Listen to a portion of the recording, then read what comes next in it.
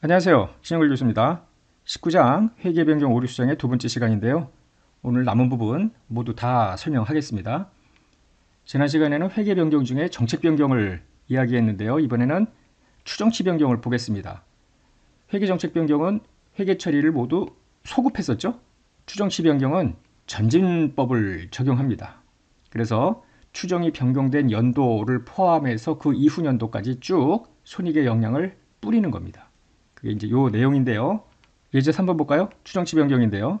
A회사는 1년도부터 제품을 판매하고 2년간 제품에서 발생하는 하자에 대해서 무상수리 서비스를 제공한대요. A회사는 제품 매출액의 1%에 해당되는 금액이 향후 수리비로 지출될 것으로 추정을 했습니다. 이러한 추정치 변경은 오류 수정은 아니라고 보자고요. 만약에 오류 수정이면 뒤에서 보겠지만 소급 제작성입니다. 이건 단순히 추정치가 바뀐 겁니다. 1년도 A회사가 충당부채를 인식할 때 해야 될 회계 처리를 해보세요. 제품 매출액은 500만 원이니 500만 원의 1%에 해당되는 5만 원만큼 비용 인식하고 제품 보증 충당부채를 인식을 합니다. 그런데 다음 연도로 가면 매출액의 1%라는 요 추정이 바뀔 수도 있을 거 아니에요. 제품 품질이 향상되어 2년도부터는 매출액의 0.8%에 해당되는 금액이 향후 수리비로 지출될 것으로 다시 추정을 했답니다. 2년도 제품 매출액은 700만 원이래요. 자, 해답을 보시면은 추정의 변경이기 때문에 2년도 말에 가서 작년에 1%와는 상관없이 0.8%를 매출액에 곱한 5만 6천만큼 비용을 인식하고 충당부채를 인식을 하면 되겠습니다. 예제 4번 볼까요? 감가상각과 관련된 추정치 변경인데요. 갑회사의 결산일은 12월 말일인데 1년도 초에 기계장치를 100만 원에 샀대요. 잔존가치 10만, 내용연수 5년, 이중체감법을 적용한다고 했는데요. 갑회사는 2년도 초에 기계장치 성능 향상을 위해서 15만 원을 지출했대요. 그랬더니 이로 인해서 잔존가치가 5만 증가, 내용연수 2년 연장, 요 15만 원 결국 자산의 인식 조건을 충족하는 후속 지출로 봐야 되겠죠? X2년도 감가상각비를 인식하는 회계 처리를 해라. 그러면 일단은 X1년도 감가상각비부터 계산을 해야죠. 이중체감법 n분의 1에 200%니까 이게 5분의 2가 상각률이죠. 그래서 X1년도 감가상각비는 40만 원이에요. 그러면 남은 금액은 60만 원이 X2년 초에 남을 텐데 이때 수선비 지출을 하잖아요. 그러나 이거는 자산의 인식 조건을 충족하는 거니까 장부금액에 가산을 해야죠. 15만 원. 이렇게 기초 장부금액을 바꾸었는데요. 다시 앞으로 가보면은 당초 내용연수는 5년인데 15만 원의 수선비 지출로 잔존가치도 증가하고 내용연수 2년 연장이랍니다. 따라서 1년이 흘렀기 때문에 X2년 초에는 4년이 남았는데 2년을 더 연장을 하니까 6년이 됐고요. 이중체감법입니다. 이때 이중체감법과 같은 정률법은 잔존가치를 고려하지 않죠. 막판에 가서 잔존가치가 남도록 마지막 연도에 감가상각비를 조정하지 않습니까? 자, 75만 원에 n분의 1, 6분의 1의 2배, 그래서 25만 원이 감가상각비가 되겠습니다. 2번을 보면 갑회사는 3년도부터 정액법으로 감가상각비 인식을 바꾼대요. 상각 방법 변경도 추정의 변경입니다. 정책 변경 아닙니다. 왜냐하면은 감가상각이라는 것이 경제적 효익의 소비 형태를 반영해서, 즉 반영한다는 이야기는 소비 형태를 추정하여 적절한 방법을 선택하는 거 아니에요. 이제와 보니 소비 형태가 달리 추정이 됐다라는 것이죠. 3년도에 정액법을 적용하기 직전 초장부 금액은 원래 75만 원 여기 있었죠. 전년도에 25만 원 감가상각을 했으니까 이 50만 원 가지고 향후 5년에 걸쳐 정액법인데 정액법 적용할 때는 잔존가치가 필요하죠.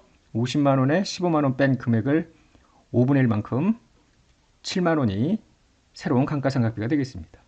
자, 두 번째 토픽입니다. 오류의 수정인데요. 오류란 재무제표를 작성할 때 신뢰할 만한 정보를 이용하지 못했어요. 혹은 잘못 이용했대. 그래서 재무제표에 누락이 있었거나 왜곡된 금액으로 표시가 된 겁니다. 산술적인 계산 오류, 정책을 잘못 적용했거나 사실을 무시했어. 해석을 잘못했어. 혹은 의도적으로 뭔가 조작을 했어요. 부정. 이런 여러 가지 이유로 오류가 발생이 될 수가 있겠는데요. 재무상태표 또는 포괄손익계산서에만 영향을 미치는 오류는 계정 분류상의 오류입니다. 예를 들어 매출채권을 미수금으로 했다든지 포괄손익계산서 판매비와 관리비인데 영업의 비용으로 했다든지 뭐 이런 것들이 계정 분류상의 오류이고요. 우리가 주목할 것은 재무상태표 포괄손익계산서 모두에 영향을 미치는 오류입니다. 자산부채도 잘못되면서 당기순이익이 잘못되는 이때 이 오류를 두 가지로 분류할 수 있겠습니다. 자동조정 오류, 비자동조정 오류, 자동상세 오류, 비자동상세 오류라고도 하는데요. 자동조정 오류는 이런 거예요. 특정 연도에 예를 들어 오류가 발생이 됐어. 그러면은 발견을 못하여 수정을 안 했더라도 다음 연도에 이 오류의 영향이 반대 방향으로 여기라 당기순이익 증가하면 다음 연도에 당기순이익 감소해요. 그래서 연도 말까지 가만히 놔둬도 결국은 두 회계기간을 통산하면 이 효과가 상쇄가 돼서 세 번째 연도에 발견하더라도 아무런 오류 수정의 회계 처리가 필요 없는 이런 자동 상쇄되는 오류를 말합니다. 재고자산의 과대 과소계상, 선급비용, 미지급비용, 선수수익, 미수수익 이런 금액들의 과대 과소계상 등이 모두 자동조정 오류에 속합니다. 이 자동조정 오류는 장부마감 여부에 따라서 달라지는데요. 좀 전에 이야기한 대로 X1년도에 오류가 발생이 됐어요. 근데 발견은 못했습니다. 2년도에 반대 방향으로 자동 조정이 돼요. 그래서 2년도 장부가 마감됐다라면 3년도로 넘어갔다는 뜻이에요. 설령 이때 발견이 됐더라도 상쇄가 된다. 그 전에 만약에 발견을 했으면 적극적으로 오류 수정 회계 처리를 해야죠. 어떻게 분개하는지는 뒤에서 봅니다. 이에 1번 볼까요? 재고자산 기말 평가의 오류인데 1년도 말 기말 재고자산 10,000원이 과대평가됐대요. 이러한 오류가 계속 발견이 안 됐다면 어떻게 되느냐? 자, 1년도 말에 기초재고, 기말재고, 매출원가, 당기순이익, 이익여금, 기말잔액의 효과를 보자고요. 1년도 말에 기말재고가 과대계상됐어. 그럼 매출원가는 떨어질 거 아니에요. 당기순이익은 그만큼 많아지겠지. 그래서 기말이익여금도 많아집니다. 다음 연도로 넘어갑니다. 이게 기초재고로 넘어갈 거 아니에요. 기초재고가 많아지면 당연히 매출원가는 많아지겠지. 당기순이익은 떨어지겠죠. 그러면 여기서 보세요. 당기순이익 과대계상, 여기 과소계상, 따라서 여기 기말이익여금 잔액을 물어봤으니까 잔액은 퉁퉁 쳐서 여기는 아무런 영향도 없죠. 2년도 장부가 마감이 됐다고 하면은 3년도로 넘어갔다라는 건데 여기에서는 아무런 조정이 필요가 없습니다. 오류를 발견했더라도. 그러나 이제 2년도 말에 만약에 발견을 했다면은 전년도 오류 수정 회계 처리도 해야 되겠죠. 하나만 더 보겠습니다. 예, 2, 3, 4 다 같은 내용이니까 여러분들이 복습하실 때 보기로 하고요. 예, 2번 미수수익 미계상 오류인데요. 1년도 말에 정기예금 미수이자 5만 원을 인식하지 않았대. 그리고 2년도 초에 5만 원의 이자를 현금으로 수취할 때 이때 수익을 인식했다는 겁니다. 그럼 계속 오류가 발견이 안 됐다면 어떻게 되겠는가? 자, 미수수익, 기초, 기말, 당기이자 수익, 당기순이익, 기말이익여금 잔액의 효과를 보는데요. 1년도 말에 미수이자 분개를 안 했다는 거야. 그럼 미수수익 5만 원 자산이 과소계상됐겠죠? 그러면 수익은 여전히 과소계상됐겠지. 당기순이익도 과소계상, 기말이익여금도 과소계상 이렇게 될 거예요. 그런데 미수수익 기말잔액은 다음 연도 기초잔액의 과소계상으로 들어올 거 아니에요. 돈을 받았대요. 차변의 현금, 대변의 미수수익 이렇게 써야 되는데 그렇게 못했다는 거 아닙니까? 이게 없었기 때문에. 따라서 X2년도에 이자수익이 과대계상되겠죠. 당기순이익이 과대계상되겠지. 두 기간을 통산하면 결국 퉁퉁 쳐져서 X2년 말 이익여금은 원위치가 되겠죠.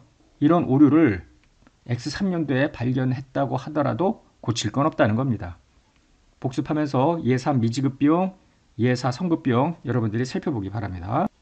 자동조정 오류에 대비되는 게 비자동조정 오류인데요. 말 그대로 2년, 3년, 4년이 지나도 결국 자동적으로 그 영향이 상쇄가 안 되는 오류입니다. 그래서 언제고 발견이 되면 전부 다 소급해서 원위치 시켜야 되는 것이죠. 대부분의 오류가 비자동조정 오류에 해당이 됩니다. 하여튼 발견된 회계연도의 장부 마감 여부에 관계없이 모두 소급 수정을 해야 하는데요. 사례를 하나 보면 이렇습니다. 감가상각비 과소계상 오류를 한번 예를 들어 보자고요. 1년도 초에 만에 취득한 기계장치 내용연수는 5년이고 잔존가치 없이 정액법 상각인데 1년도분 감가상각비를 인식 안 하고 2년도부터 만 나누기 5년 해서 2천씩 계속 상각비는 인식을 한다는 겁니다. 2년도부터 제대로 했다는 거죠. 그럼 1년도 재무제표를 보면은 단기 감가상각비 과소계상했죠. 안 했다고 그랬으니까. 누계액도 과소계상, 순이익은 과대계상, 이익여금 과대계상이죠. 근데 X2년도에는 제대로 감가상각비 인식했다니까 여기는 제대로 된 거지. 그러나 누계액은 계속 적게 계상이 되어 올 거 아니에요. 당기순이익은 제대로 됐더라도 전년도 이익여금이 과대 계상돼서 왔으니까 계속 과대 계상이지. 계속 똑같습니다. 그러니까 언제는 3년도든 4년도든 적발이 될 때 전부 수정해야 되는데요. 6년도에 상각이 끝나면 그때 모두 클리어가 되겠죠. 오류 수정의 회계 처리는 뭐 특별한 방법은 없어요. 자, 한번 보세요. 어떻게 하는 거냐면은 회사가 회계 처리했는데 이게 잘못된 회계 처리 아닙니까? 회계 기준에 따른 회계 처리, 즉 일반적으로 인정된 회계 원칙에 따라서 했어야 할 회계 처리, 요 둘이 다르다는 거 아니에요. 요 양자의 차이를, 즉 회사의 회계 처리를 요 오류 수정 분계를 통해서 이렇게 바뀌도록, 요게 우리가 갈 목적지 아닙니까? 따라서 오류가 아주 복잡한 경우엔 회사가 한 회계 처리 분계를 전부 끊어놓고요. 차변대변 원래 했어야 될 회계 처리 차변대변 분계를 끊어놓고 서로 다른 것을, 그러니까 적은 거는 올리고 많은 거는 빼고 뭐 이런 식의 오류 수정 분계를 해야 되겠다라는 거죠. 좀 귀찮긴 합니다. 만약에 당기 중에 발견한 당기 오류는 재무제표 발행 승인일 전에 수정을 합니다. 재무제표 발행 승인일이 앞에서 장부 마감 전의 의미인데요. 구체적으로 본다면은 자, 이제 X1년도 12월 31일이 결산일이라고 할 때 장부 마감일, 즉 재무제표 발행 승인일은 X2년도 주총 2주 전까지 이서회를 열어서 재무제표 승인을 의결을 해야 돼요. 그 때를 의미합니다. 이사회에서 재무제표 발행을 승인했으면 그 다음부터는 숫자를 만약에 고치더라도 그거는 과년도 오류가 됩니다. 전기 오류. 한편 전기 오류는 어떻게 할 건가? 중요한 오류를 후속 기간에 발견했어. 이미 오류가 발견됐는데 그 해에, 즉 당기 오류가 아니라 후속 기간이니까 전기 오류 아니에요. 그러면 해당 후속 기간 재무제표에 비교 표시된 모든 정보를 재작성합니다. 마치 정책 변경 소급하듯이. 이때 키워드가 중요한인데요. IFRS를 보면은 중요하지 않은 소소한 오류는 어떻게 할까요? 이런 말은 없어요. 중요하지 않은 거면은 결국 그 오류가 재무제표에 미치는 영향이 크지 않다는 것이기 때문에 당기손익에 넣어도 무방하다고 여러분들이 해석하시면 되겠습니다. 자, 오류 수정 회계 처리인데요. 여기서는 당기 오류가 아니라 과년도 전기 오류 개념으로 보세요. 여기서 이제 오류가 발생이 됐어. 그리고 다음 연도에 발견이 됐을 때 이 다음 연도 발견된 그 해에 재무제표에다가 이를 반영을 하는데요.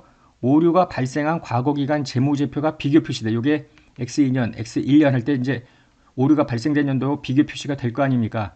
이 정보를 오류를 전부 수정해서 재작성하라는 이야기입니다. 정책변경도 이렇게 했던 거 아니에요.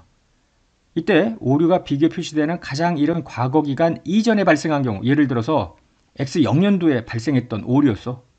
그러면 비교 표시되는 가장 이른, 즉 X1년도가 비교 표시되는 거 아니에요. 요 가장 이른 과거 기간에 자산 부채 자본의 기초금액, 즉 X1년 기초금액을 전부 재작성하라는 것입니다. 지난 시간에 회계정책 변경의 소급 재작성에 있어서도 현실적으로 과거에 2년, 3년, 4년 계속 거슬러 올라가기 어려운 경우가 있을 때는 좀 단순한 회계 처리를 할 수 있도록 길을 터줬죠. 오류 수정도 마찬가지입니다. 소급 적용에 한계가 있는 경우에는 어떻게 할 건가? 비교 표시되는 하나 이상의 과거 기간의 비교 정보에 대해서 그 오류의 영향이 도대체 얼마인지 모르겠대. 그러면은 실무적으로 소급 재작성할 수 있는 가장 이른 회계 기간, 이게 당기도 가능합니다. 이 당해년도에 기초 자산부채 자본 기초 금액을 재작성하라는 겁니다. 이 자본이라는 게 손익에 해당이 된다면은 이익잉여금이겠죠. 그런데 당기 기초 시점에 과거 기간 전체에 대한 오류의 누적 효과도 알 길이 없어. 그러면은 실무적으로 적용할 수 있는 가장 이른 날부터 전진적으로 오류를 수정을 하라는 겁니다. 뭐 못하면 어떡하겠어요. 그러니까 정책 변경하고 유사하죠. 수정하는 것이. 오류 수정의 회계 처리와 재무제표 제작성은 조금 다른 의미로 여러분들이 받아들이셔야 되겠다라는 거예요. 1415페이지 2.3절인데요. 예를 들어서 X1년도 감가상각비가 1,000원이 있어야 되는데 이걸 과소계상했대. 이거를 X2년도에 발견을 했대요. 그럼 X2년 회계 처리는 어떻게 하냐면은 전년도에 감가상각비를 덜 인식했고 상각 누계액도 과소계상된 상태로 X2년에 넘어왔는데 발견을 한 거 아니야. 그러니까 부랴부랴 X2년도 재무상태표에 감가상각 누계액 올려줘야죠. 전년도에 비용을 덜 인식하는 바람에 이익여금이 많아졌을 거 아니에요. 그 이익여금 많아진 거 취소해야지. 그래서 요런 분계를 하는데 이거는 X2년 장부에 반영하는 것이고 이걸로 끝나는 게 아니라 비교 표시되는 X1년도 재무제표에 가서 분계와 상관없이 감가상각비를 더 늘리고 감가상각 누계액도 늘리고 이렇게 전부 제작성은 따로 이루어져야 되겠다. 예제 5번 기말재고자산 오류인데요. 자동조정 오류. 아까 자동조정 되는 것만 봤지 재무제표 제작성 그 다음에 얼마만큼 수정해야 되는지 이런 것들은 안 봤죠? 한번 들여다보겠습니다. 갑회사는 1년도부터 3년도까지 매년 말 다음과 같이 기말재고자산을 과대 또는 과소계상했다는 거야. 오류 수정 전 2년도, 3년도 당기순이익은 수정 전 2만원, 3만원이래요. 3년도에 기말이익여금은 5만원인데 이 3년도에 와서 관연도, 3년도를 비롯한 1년도 과대계상, 2년도 과소, 3년도 과대계상을 이 3년도에 발견했다. 이렇게 보시면 되겠습니다. 물음 1번 3년도 장부 마감 전에 상기 오류를 발견했을 때 2년도, 3년도 오류 수정 후 당기순이익, 3년도 말 이익여금을 각각 계산하재요. 상기 오류는 중요하대요. 법인세 영향은 고려하지 않고. 그러면 지금 수정 전 2년도, 3년도 순이익이 2만원과 3만원이죠. 따라서 자 X2년도 요 수정 전 금액 2만원, 3만원 해놨고요. 기말 이익여금이 아까 5만이라고 했습니다. 자 1년도 기말재고 자산은 2만원이 과대계상됐대. 2만원 과대계상되니까 당기순이익 과대계상됐을 거 아니에요. 그래서 수정은 당기순이익 줄여야죠. 그런데 이게 자동조정 오류는 그 다음 연도에 당기순이익 증가에 영향을 미쳐서 결국은 1년, 2년 통산하면 사라지겠지. X2년도 거 가볼까요? X2년도에는 1,000원 과소계상이래요. 당기순이익이 줄었겠네. 수정은 당기순이익 늘려야지. 근데 다음 연도에 반대 방향으로 가는 거 아까 자동조정 오류할 때 봤을 거 아니에요. 즉 두 개년도 통산하면 얘도 사라집니다. 3년도에는 3천만큼 과대계상이래요. 줄여야지. 줄이고 일단은 끝나는 거예요. 그래서 3년도 기말 이익여금에 미치는 영향은 요 3년도 3천 마이너스 한 것만큼 이펙트가 있을 거 아니에요. 여기는 반대 방향으로 전부 사라졌으니까 조정이 있을 리가 없죠.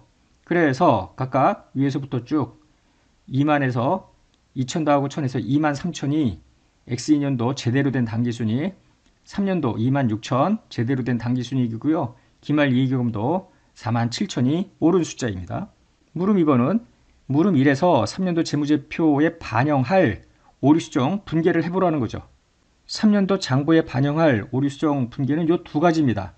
1,000원과 3,000원의 당기순이익을 내리는 즉 매출원가를 더 인식하는 1,000, 3,000 이게 당기분은 지금 재고자산 이제 너무 많으니까 줄여야 되는 거고요. 요거는 이미 관연도 거 아닙니까? 이익여금 늘리는 걸로 회계 처리를 해야죠. 3번은 3년도 재무제표 발행이 승인이 된 후에 즉 장부가 마감이 됐대. 그러면 더 이상 요 분계는 할 수가 없는 거 아닙니까?